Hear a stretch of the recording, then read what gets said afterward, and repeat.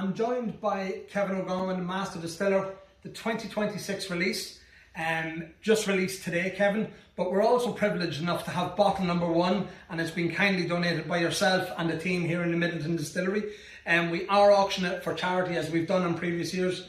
Tell us a wee bit more about the whisky itself behind that. Yeah, thanks Anthony. It's been a great day here in Midleton. We had an open day, I suppose, to welcome people here and taste the vintage. So it's been a wonderful day so far. Busy day, but it's been really good. So in terms of the vintage itself, 2026, very proud of it. A lot of work gone in for myself and the rest of the team here at Midleton. As you know, Midleton Very Rare is a blend of our finest grain whisky and pot whisky, so it's a combination of those two. Every year I change around the number of variables with the vintage, so that each vintage is different and unique. The variables I play around will be the proportion of grain to pot, which has a big effect on aroma and flavour. So every year I change that around. It's all ex-bourbon barrels, first fill, second fill, and sometimes third fill. Okay. And again, I change around the proportions of those, which again has a large effect on the wood contribution to the whisky. And then I also play around with distillate styles. For example, in our pot whisky, single pot still, we have 3 styles of single pot still, so I can change around the proportions of those, giving you different aromas and flavours. And then grain whisky, we have 3 styles of grain whisky, and in fact, last year's vintage, I included 3 styles of grain whisky for the first time ever, and this year I have 2 styles of grain whisky. Okay. So in total, there's 5 distillate styles in the vintage 26. Played around this year with the sort of first fill bourbon barrels, brought it back a bit, brought up the second fills, just increasing, I suppose, the vibrancy and the fruit notes of the vintage 26. So very, very proud of it. It's wonderful, and it's great to, I suppose, donate the bottle for charity. Yep. Just maybe talk about the charity. Yeah, so we're working for a number of years with the Forest Genetics Resources Trust here in Ireland. And let's call them the FGRT. They support the conservation and the improvement and the use of native Irish species, particularly oak, for example, which would affect us. So we've been working with them for a number of years.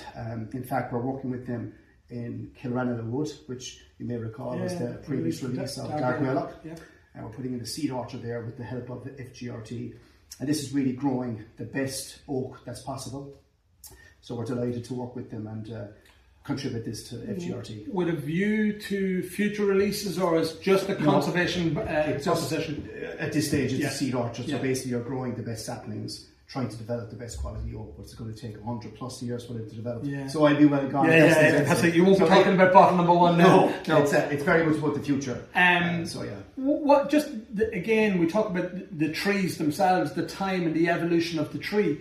But surely the time and the evolution that's gone into the spirit. How long do you start working on, the release itself? Are you starting now for 2027? No, I'll probably start around November, December. Okay. And then we do lots and lots of sampling. Must be terrible. Terrible. The majority of the stock is in A2 warehouse, the old warehouse. Beautiful. And we would do sampling requests, look at all the different parcels. So for example, 2026, there's 10 different parcels of whiskey in 2026 vintage. So, we've got pot still in first fill bourbon, you'll have pot still in second fill bourbon, you'll have grain with some old grain in here. And it's basically about bringing all those together in harmony and getting just this incredible flavour. And that is the skill and the experience of the master distiller and your team to do that. Because again, the combinations of all of those different distillate styles and the age profiles, I'm sure you could have endless. But to come up with something that you're happy to put your name to ultimately at the end of the day. We ended up with 3 final prototypes, probably sometime in January.